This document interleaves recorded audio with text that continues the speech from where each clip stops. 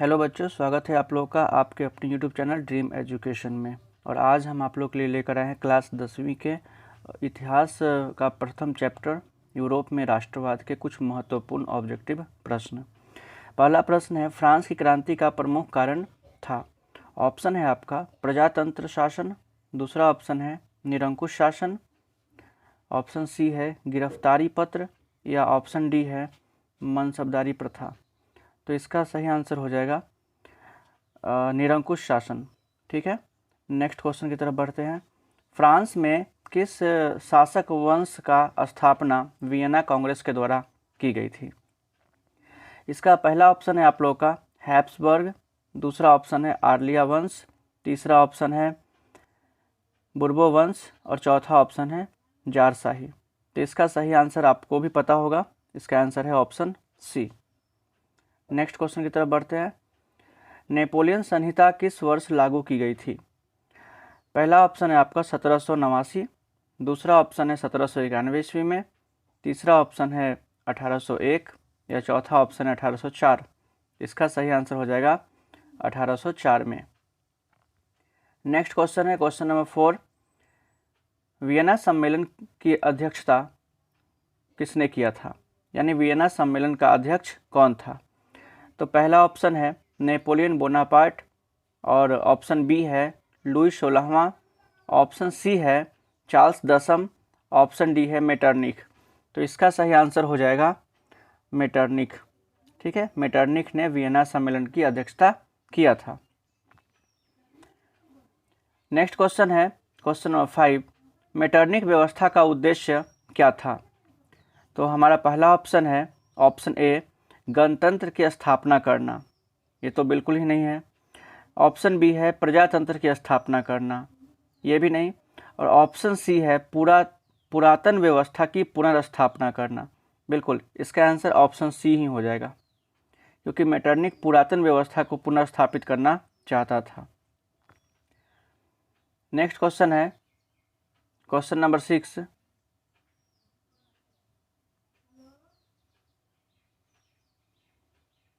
Metternich कौन था। तो इसका सही आंसर हो जाएगा ऑस्ट्रिया का चांसलर। नेक्स्ट क्वेश्चन है, किसने कहा था फ्रांस जब छींकता है तो बाकी यूरोप को सर्दी जुकाम हो जाता है। तो इसका आंसर हो जाएगा, इसका आंसर भी हो जाएगा मेटरनिख, क्योंकि ये मेटरनिख ने ही कहा था। वह प्रतिक्रियावादी था और लोकतंत्र का विरोधी भी था। अगला क्वेश्चन है, नेपोलियन कोड में कितने कोड थे। इसका आंसर है 5। नेक्स्ट क्वेश्चन है, रोमानीवाद क्या था। रोमानीवाद क्या था। तो इसका आंसर हो जाएगा, यह एक सांस्कृतिक आंदोलन था रोमानीवाद। नेक्स्ट क्वेश्चन है, इटली और जर्मनी वर्तमान में किस महादेश के अंतर्गत आते हैं। तो इसका सही उत्तर आपको पता होगा, ऑप्शन सी है यूरोप। ठीक है, नेक्स्ट क्वेश्चन, मारियान किस देश के राष्ट्रवाद का प्रतीक था। ऑप्शन है पहला ऑप्शन फ्रांस, ऑप्शन बी है जर्मनी, ऑप्शन सी है इटली, ऑप्शन डी है रूस। तो इसका सही आंसर हो जाएगा आपका फ्रांस का। मारियान किस देश के राष्ट्रवाद का प्रतीक है, तो फ्रांस का। नेक्स्ट क्वेश्चन की तरफ बढ़ते हैं। नेक्स्ट क्वेश्चन की तरफ बढ़ते हैं, राष्ट्रवाद की अवधारणा का जन्म किस घटना से माना जाता है। तो इसका आंसर हो जाएगा पुनर्जागरण से। नेक्स्ट क्वेश्चन है क्वेश्चन नंबर 13, वियना कांग्रेस कब हुआ था, यानी वियना कांग्रेस का जो सम्मेलन था वो कब हुआ था। तो इसका आंसर हो जाएगा आप लोग का 1815 ईस्वी में। ठीक है, नेक्स्ट क्वेश्चन है 14 नंबर, 1830 की क्रांति के बाद फ्रांस में किस प्रकार के शासन की स्थापना हुई।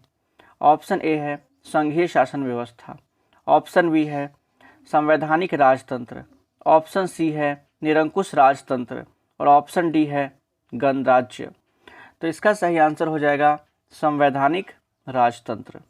ठीक है, 1830 के बाद फ्रांस में संवैधानिक राजतंत्र की स्थापना हुई थी। अगला क्वेश्चन है, एक्ट ऑफ यूनियन किस वर्ष पारित हुआ। एक्ट ऑफ यूनियन किस वर्ष पारित हुआ। तो इसका सही आंसर हो जाएगा ऑप्शन बी 1707 ईस्वी में एक्ट ऑफ यूनियन पारित हुआ था। अगला क्वेश्चन है, यंग यूरोप के संस्थापक कौन थे? यंग यूरोप के संस्थापक कौन थे? तो इसका सही आंसर है मेजनी। इटली के एकीकरण का मसीहा किसे कहा जाता था? नेक्स्ट क्वेश्चन है, इटली के एकीकरण का मसीहा किसे कहा जाता था? तो इसका आंसर भी हो जाएगा मेजनी को ही कहा जाता था। अगला क्वेश्चन है, मेजनी का संबंध किस संगठन से था? मेजनी का संबंध किस संगठन से था? ऑप्शन है लाल सेना, दूसरा ऑप्शन है कार्बोनरी, तीसरा ऑप्शन है फिलिक हेटारिया, चौथा ऑप्शन है डायट। तो बिल्कुल श्योर है कि इसका आंसर हो जाएगा बी, कार्बोनरी से था। ठीक है, नेक्स्ट क्वेश्चन है, नेक्स्ट क्वेश्चन नंबर 19 है, किसने अपनी कूटनीति के बल पर इटली की समस्या को संपूर्ण यूरोप की समस्या बना दिया? तो इसका आंसर हो जाएगा काउंट काबुर ने। इसका ऑप्शन ए ही इसका आंसर है, काउंट काबुर ने। नेक्स्ट क्वेश्चन की तरफ बढ़ते हैं, यंग इटली का संस्थापक कौन था? यंग इटली का संस्थापक कौन था? तो इसका आंसर हो जाएगा ऑप्शन सी, मेजिनी। लाल कुर्ती का गठन किसने किया था? ऑप्शन ए है काबुर, ऑप्शन बी है मेजिनी, ऑप्शन सी है बिस्मार्क या ऑप्शन डी है गैरिबाल्डी। लाल कुर्ती का गठन किसने किया था? तो इसका सही आंसर हो जाएगा गैरिबाल्डी ने। ठीक है, नेक्स्ट क्वेश्चन है, काबुर कौन था? काबुर कौन था? तो इसका सही आंसर हो जाएगा इटली का प्रधानमंत्री। काउंट काबुर इटली का प्रधानमंत्री था। नेक्स्ट क्वेश्चन है, फ्रेंड्स ऑफ इटली नामक संस्था का गठन किसने किया था? फ्रेंड्स ऑफ इटली नामक संस्था का गठन किसने किया था? ऑप्शन ए है जियोबार्टी ने, ऑप्शन बी है चार्ल्स एल्बर्ट ने, ऑप्शन सी है विक्टर इमैनुअल ने, ऑप्शन डी है मेजनी ने। तो इसका सही आंसर हो जाएगा मेजनी ने। ठीक है, आगे बढ़ते हैं नेक्स्ट क्वेश्चन की तरफ। कार्बोनरी की स्थापना किस वर्ष हुई थी? कार्बोनरी जो है संस्था, इसकी स्थापना किस वर्ष हुई थी? इसका आंसर है 1810 में। ठीक है, नेक्स्ट क्वेश्चन की तरफ बढ़ते हैं, गैरिबाल्डी पेशे से क्या था? ऑप्शन है सिपाही, ऑप्शन बी है किसान, ऑप्शन सी है जमींदार और ऑप्शन डी है नाविक। तो इसका सही आंसर है नाविक। काउंट काबुर को विक्टर इमैनुअल ने किस पद पर नियुक्त किया? तो इसका सही आंसर हो जाएगा प्रधानमंत्री। प्रधानमंत्री। नेक्स्ट क्वेश्चन की तरफ बढ़ते हैं, इटली के एकीकरण में निम्न में से किसका संबंध नहीं है? इटली के एकीकरण में निम्न में से किसका संबंध नहीं है? तो इसका आंसर हो जाएगा बिस्मार्क, क्योंकि बाकी मेजनी, काबुर और गैरिबाल्डी के महत्वपूर्ण योगदान रहे हैं, बिस्मार्क का इटली के एकीकरण में योगदान नहीं रहा है। अगला प्रश्न है, विलियम प्रथम कहाँ का शासक था? तो इसका आंसर हो जाएगा प्रशा का। विलियम प्रथम कहाँ का शासक था? तो प्रशा का। नेक्स्ट क्वेश्चन है, जाल्वेराइन की स्थापना किस राज्य ने की? जाल्वेराइन की स्थापना किस राज्य ने की थी? तो प्रशा ने। ठीक है, इसका आंसर हो जाएगा प्रशा ने। नेक्स्ट क्वेश्चन है, सीडान का युद्ध किसके बीच हुआ था? सीडान का युद्ध किसके बीच हुआ था? तो इसका आंसर हो जाएगा प्रशा और फ्रांस के बीच। ऑप्शन सी, यानी सीडान का युद्ध हुआ था प्रशा और फ्रांस के बीच। अगला क्वेश्चन है, बिस्मार्क किस विद्वान की विचारधारा से प्रभावित? बिस्मार्क किस विद्वान की विचारधारा से प्रभावित था? तो इसका आंसर हो जाएगा हीगेल।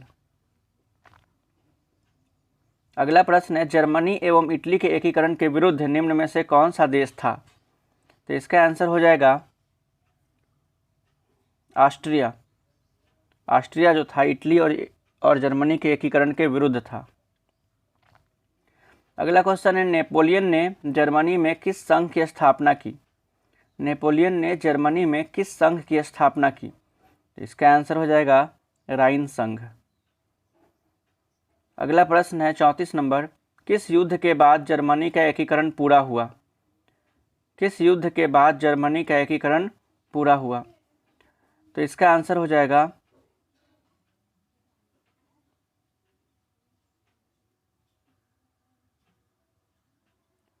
सीडान का युद्ध। नेक्स्ट क्वेश्चन है, जर्मेनिया क्या थी? जर्मेनिया क्या थी? तो इसका आंसर हो जाएगा जर्मन राष्ट्र का प्रतीक। जर्मन राष्ट्र का प्रतीक। नेक्स्ट क्वेश्चन है 36 नंबर, जर्मनी का एकीकरण कब पूरा हुआ? जर्मनी का एकीकरण कब पूरा हुआ? तो इसका आंसर 1871 में। जालवेराइन एक संस्था थी। ऑप्शन है क्रांतिकारियों की, दूसरा ऑप्शन है व्यापारियों की, तीसरा ऑप्शन है विद्वानों की, या चौथा ऑप्शन है पादरी सामंतों की। तो इसका सही आंसर हो जाएगा व्यापारियों की। ठीक है, जालवेराइन एक संस्था थी व्यापारियों की। नेक्स्ट क्वेश्चन है 38 नंबर, सेडोवा के युद्ध में किसकी पराजय हुई थी? सेडोवा के युद्ध में किसकी पराजय हुई थी? तो इसका आंसर हो जाएगा ऑस्ट्रिया की। अगला क्वेश्चन है, बिस्मार्क क्या था? ऑप्शन है कवि, नाटककार, संगीतकार या कूटनीतिज्ञ। इसका आंसर हो जाएगा कूटनीतिज्ञ। हीगेल कौन था? तो इसका आंसर हो जाएगा एक दार्शनिक। हीगेल एक दार्शनिक थे। नेक्स्ट क्वेश्चन है, सन 1870 में फ्रांस और प्रसा के बीच युद्ध कहाँ हुआ था? 1870 में फ्रांस और प्रसा के बीच युद्ध कहाँ हुआ था? तो इसका आंसर हो जाएगा सेडान, ऑप्शन ए। अगला क्वेश्चन है, किस संधि द्वारा जर्मनी का एकीकरण पूरा हुआ था? किस संधि द्वारा जर्मनी का एकीकरण पूरा हुआ था? तो आंसर है फ्रैंकफर्ट की संधि। अगला क्वेश्चन है, सेल्सविग और हाल्स्टीन का संबंध किस देश के एकीकरण से है? तो इसका आंसर हो जाएगा जर्मनी के एकीकरण से। अगला क्वेश्चन है, जर्मन राइन राज्य का निर्माण किसने किया? जर्मन राइन राज्य का निर्माण किसने किया? तो इसका आंसर हो जाएगा नेपोलियन बोनापार्ट ने, ऑप्शन बी। ठीक है, नेक्स्ट क्वेश्चन देखते हैं 45 नंबर, रक्त और लौह की नीति का अवलंबन किसने किया था? तो इसका आंसर है बिस्मार्क ने। अगला प्रश्न है, फ्रैंकफर्ट की संधि कब हुई थी? तो 1871 में इसका आंसर हो जाएगा। अगला प्रश्न है, सेडान युद्ध कब हुआ था? तो इसका आंसर हो जाएगा 1870 में। सेडान का युद्ध 1870 में हुआ था। जर्मनी के एकीकरण का प्रमुख वास्तुकार कौन था? जर्मनी के एकीकरण का प्रमुख वास्तुकार कौन था? तो इसका आंसर हो जाएगा option D, Bismarck. Next question है, 1871 में कौन सी संधि हुई थी?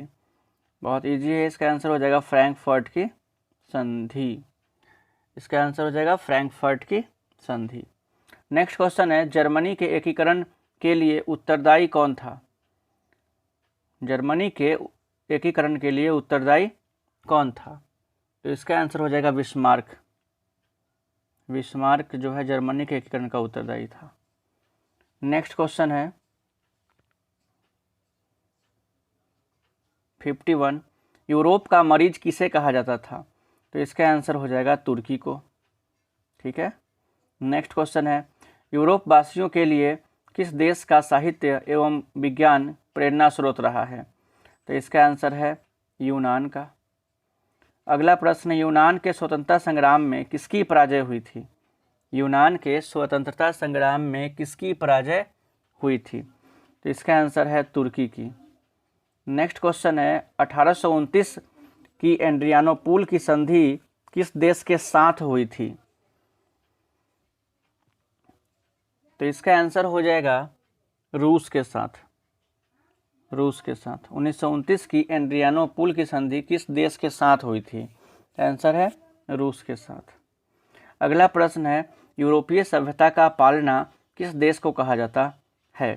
तो इसे कहा जाता है यूनान को कहा जाता है। ठीक है, नेक्स्ट क्वेश्चन है, हंगरी की भाषा क्या थी? तो इसका आंसर है मैग्यार। अगला प्रश्न है 57, यूरोपीय राष्ट्रवाद से प्रभावित होकर किस भारतीय शासक ने जैकोबिन क्लब की सदस्यता